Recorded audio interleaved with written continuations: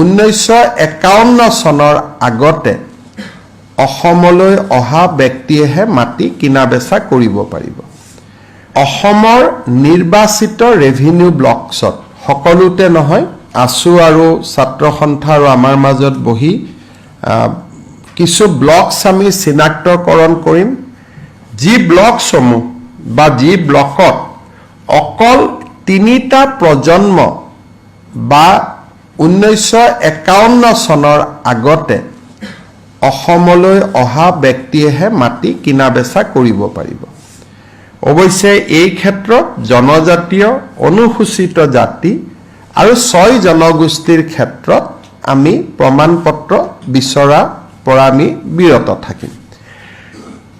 আনহাতে এই সিদ্ধান্ত নগৰসমূহত, বিশেষকৈ মুখ্য নগৰসমূহত ই প্ৰযোজ্য নহয়। এই ৰিকমেণ্ডেশ্যনটো অকল ভিলেজৰ কাৰণে আছিল, গাঁৱৰ কাৰণে আছিল বা নন মিউনিচিপালিটি ৰেভিনিউ ব্লকত আছিল। কিন্তু ছাত্ৰ সন্থাই বিচাৰে যে কিছু নতুনকৈ গঠন হোৱা পৌৰসভাবিলাকতো এই নিয়ম প্ৰযোজ্য হ'ব লাগে। তাৰ বিষয়ে আমি চিন্তা চৰ্চা ভৱিষ্যতে কৰিমগৈ। ইয়াৰ লগতে আজি আমি এটা ডাঙৰ সিদ্ধান্ত গ্ৰহণ কৰিছোঁ যে চৰ অঞ্চলৰ মাটিসমূহ জাষ্টিছ বিপ্লৱ শৰ্মা কমিটিৰ প্ৰতিবেদন অনুসৰি আমি ছাৰ্ভে কৰাৰ কাম হাতত ল'ম। ছাৰ্ভে মানে ছেটেলমেণ্ট নহয়, ছাৰ্ভে মানে মাটিখিনিক চৰকাৰী যি ৰাজহ ব্যৱস্থাৰ ভিতৰলৈ অনা হয়। কিন্তু আমি অত্যন্ত সাৱধানেৰে সৈতে মাইনোটছখনত লিখিছোঁ যে চৰ অঞ্চলত মাটি ছাৰ্ভে কৰাৰহে সিদ্ধান্ত হৈছে, ছেটেলমেণ্ট কৰাৰ সিদ্ধান্ত হোৱা নাই। অৰ্থাৎ বন্দবস্তি নহ'ব, প্ৰথম পৰ্যায়ত ছাৰ্ভে হ'ব।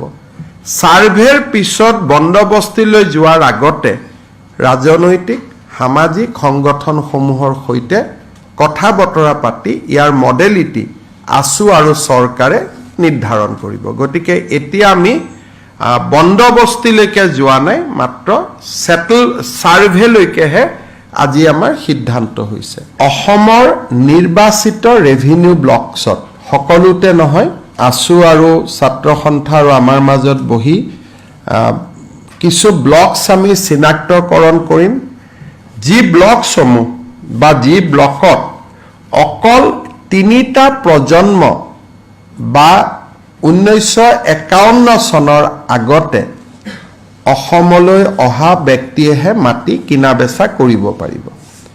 অৱশ্যে এই ক্ষেত্ৰত জনজাতীয়, অনুসূচিত জাতি আৰু 6 জনগোষ্ঠীৰ ক্ষেত্ৰত আমি প্ৰমাণপত্ৰ বিচৰা পৰা আমি বিৰত থাকিম। আনহাতে এই সিদ্ধান্ত নগৰসমূহত, বিশেষকৈ মুখ্য নগৰসমূহত ই প্ৰযোজ্য নহয়।